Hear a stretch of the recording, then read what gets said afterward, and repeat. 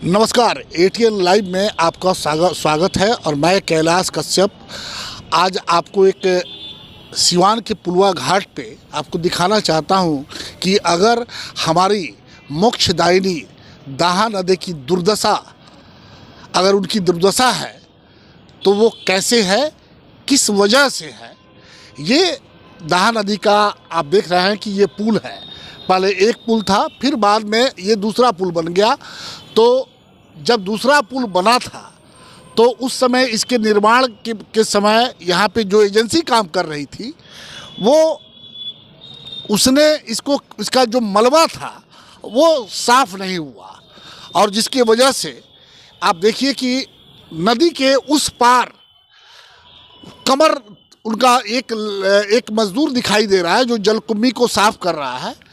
वो कमर के ऊपर नीचे तक पानी है उसका, और थोड़ा सा और अगर बीच में जाए तो और गहरा पानी है। लेकिन यहाँ पे अब वही चीज़ हम आपको कैमरा यहाँ पे ज़रा दिखा कि ये पुल के नीचे ये भरा हुआ है, और जिसकी वजह से आगे के जो घाट हैं उन घाटों में पानी नहीं है, और जिसकी वजह से पूरा नदी सूखा हुआ है। और एक सबसे बड़ी विडंबना ये है कि यहाँ पे इस पुल से गुजरने वाले लोग जो हैं, इसकी दुर्दशा का एक मुख्य कारण ये भी है कि इस पुल से गुजरने वाले सारे अपने अवशेष जो हैं, चाहे वो पूजा पाठ के हों या और भी कई तरह की सामग्री होती है, वो ला करके इस पुल के नीचे फेंक रहे हैं, और जिससे पुल का जो पानी का जो आवागमन है वो बाधित हो रहा है। तो जब तक ये पुल का आप देखिए कि पूरा मलबा भरा हुआ है पुल के नीचे। जिला प्रशासन से इस पर कई बार बातचीत हुई। उन्होंने आश्वासन दिया था कि हम इसको जेसीबी से कम रास्ते को, इस नदी के अवरुद्ध धारा को साफ करवाने के लिए काम करेंगे, और इसको लेकर के कई जो संस्थान हैं इस नदी बचाओ आंदोलन को लेकर के, तो वो लोग लगातार इस तरह का प्रयास करते रहते हैं। हमारे साथ इस दाहा नदी बचाओ आंदोलन के एक सिपाही हमारे साथ मौजूद हैं, गदाधर विद्रोही जी, यहीं पे। तो विद्रोही जी से हम बातचीत करेंगे कि विद्रोही जी, इस दाहा नदी, इस मोक्षदायिनी को बचाने के लिए आप लोग लगातार एक आंदोलन कर रहे हैं, क्या परिणाम निकला उसका, और ये जो इसकी दुर्दशा दिखाई दे रही है, आखिर कौन भागीरथ होगा इस मोक्षदायिनी को मुक्ति दिलाने के लिए। पहले तो आपको धन्यवाद देते हैं। मैं लगभग करीब 7-8 साल से इस अभियान को हम चला रहे हैं, जन जागरण अभियान चला रहे हैं, और हमारे अभियान के तहत हमने कई काम करवा दिया। इसकी नापी भी करवा दिया। नापी करने के बाद जो इसको कुछ अपना इंक्रोचमेंट, हाँ, वो इंक्रोचमेंट भी है, वो भी चिन्हित हुआ है, उसका भी लाल से, लेकिन ये सारा चीज़ हो चुका है।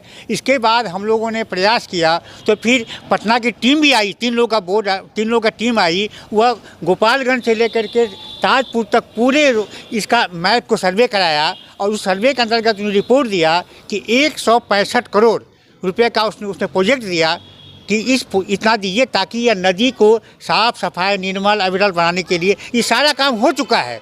अब दिक्कत यहाँ क्या हो रही है कि हमने बार बार यहाँ के विधायक को, यहाँ के एमपी के, यहाँ के बड़े बड़े नेता को, जो खास करके जो सनातनी नेता लोग हैं, जो अपना सनातनी कहते हैं, गंगा भक्त कहते हैं, कोई कहता है मैं राम भक्त हूँ, जब राम जी का ही नदी है ये। आप जानते हैं कि राम से जुड़ा हुआ नदी है। कहा जाता है कि लक्ष्मण जी ने बाण मारा तो इसे बाण गंगा भी कहा जाता है। तो जब आप बाण गंगा कहते हैं और सीता से और राम से जुड़ा हुआ नदी है, और आप राम भक्त हैं, कम से कम इस नदी में जो प्रोजेक्ट हमारा वहाँ गया हुआ वो तो पास करवा दीजिए।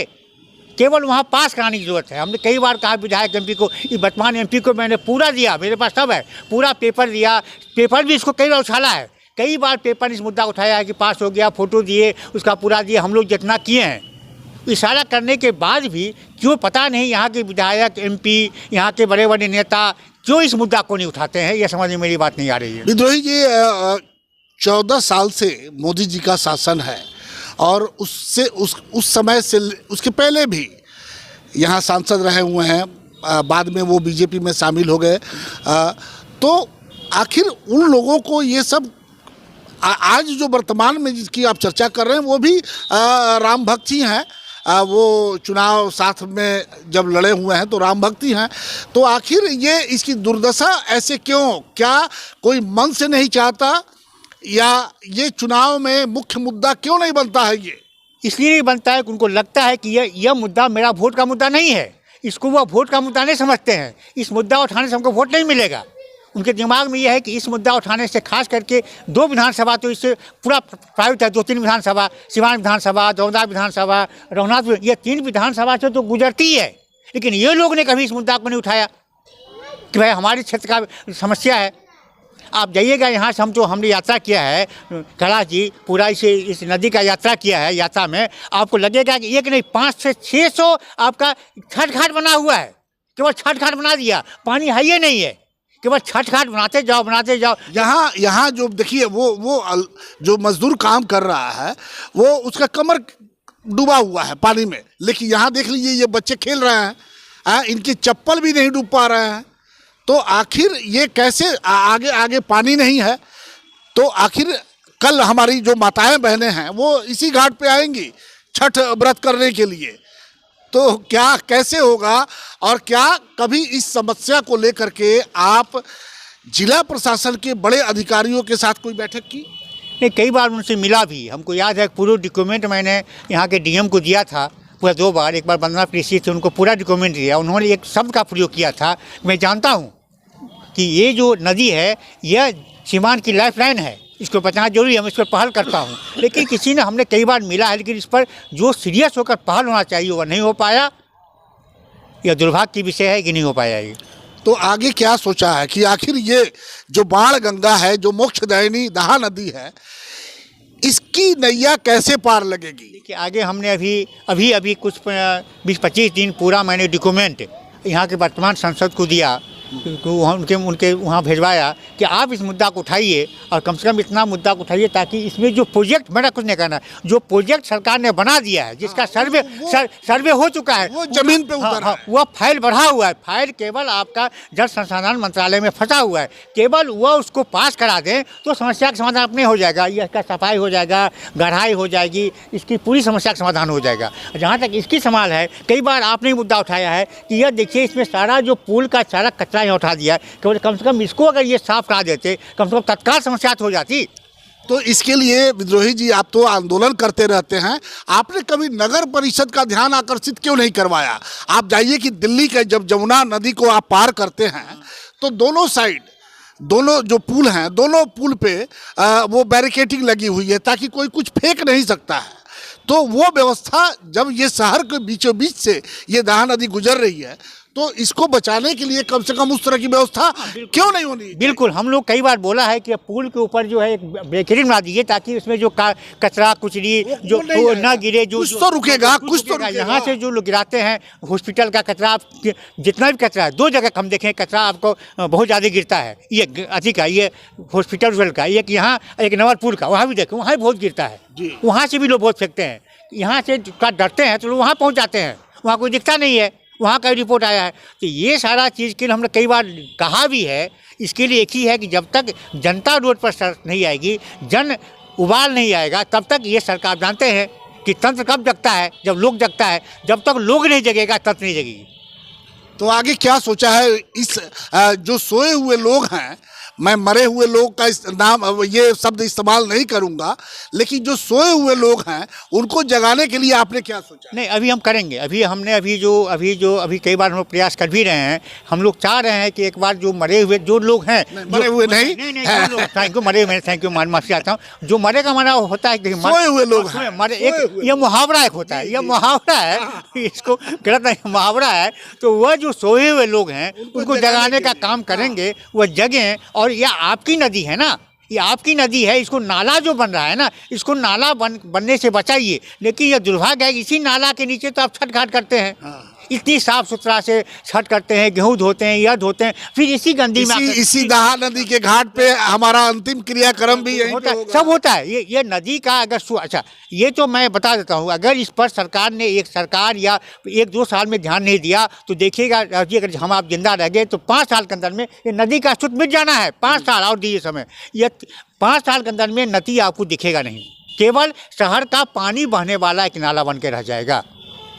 अभी आपने देखा कि गदाधर विद्रोही जी, इनके नाम के साथ विद्रोही लगा हुआ है। स्पष्ट शब्दों में इन्होंने कहा कि अगर 5 साल तक ये हालात रहे तो इस बाण गंगा का, इस मोक्षदायिनी दाहा नदी का, जिसे कहा यह भी जाता है कि जब राम जी की बारात आपको अयोध्या से जनकपुर के लिए जा रही थी तो यहाँ पे ठहराव हुआ था, और वो ठहराव जब बरातियों को प्यास लगी तो लक्ष्मण जी के बाण से इस नदी, उन्होंने बाण मार करके इस नदी को प्रवाहित किया था, और ये उसी से इसका नाम बाण गंगा भी पड़ा है। तो अगर 5 साल तक अगर यही हालात रहे तो इस बाण गंगा का अस्तित्व समाप्त हो जाएगा। चला जी, एक मुद्दा से जुड़ा हुआ है। जब नदी का उद्गम हुआ तो उसने राम जी से पूछा कि भाई आप तो हमको उद्गम कर दिए हैं, मैं कहाँ जाऊँगा? तो वहाँ कोई दिखा नहीं, तब तक एक सियार दिखा। उन्होंने सियार को बुलाया, कहा कि इनको ले जाओ और ले जा करके सरजुग में इनको मिला दो। तो अब उसमें है कि वो जो क्या कहते हैं, जैसे जैसे घूमता गया, टेढ़ा मेढ़ा घूमता गया, वैसे नदी घूमते अपना उन्हीं के पीछे चलते बनाते, इसलिए यह नदी काफ़ी जगह काफ़ी टेढ़ा हो रहा है। तो यह बनाती गई, बाद में इसको सरजुग नदी में प्रवाहित कर दिया। अभी सरकार का प्रोजेक्ट भी पड़ा हुआ है, अगर नारायणी नदी से अगर इसको जोड़ दिया जाए तो इन नदी का कायाकल्प हो जाएगा, नारायणी का पानी भी आ जाएगा। प्रोजेक्ट भी दिया हुआ है नदी से लेकर, नारायणी से लेकर के ताजपुर तक नदी को सुरक्षित कर दिया जाए। केवल एक प्रयास का है, जन जागरण करें, हम सब मिलकर के, आप लोग भी, आप भी मीडिया के माध्यम से जो नेता उनसे पूछिए भाई जब ये प्रोजेक्ट पड़ा हुआ है तो आप क्यों नहीं पास करवाते हैं? ये थोड़ा आपका भी दायित्व बनता है, मेरा भी दायित्व बनता है कि भाई जब प्रोजेक्ट वहाँ पड़ा हुआ है हम तो लगातार ये इस समस्या को दिखाते रहते हैं। लेकिन उनसे पूछिए कि ये जो प्रोजेक्ट है आपका 165 करोड़ का प्रोजेक्ट जब वहाँ पड़ा हुआ है, उसने सर्वे टीम में रिपोर्ट दे दिया है इसमें, तो फिर इस पर पहल क्यों नहीं हो रही है?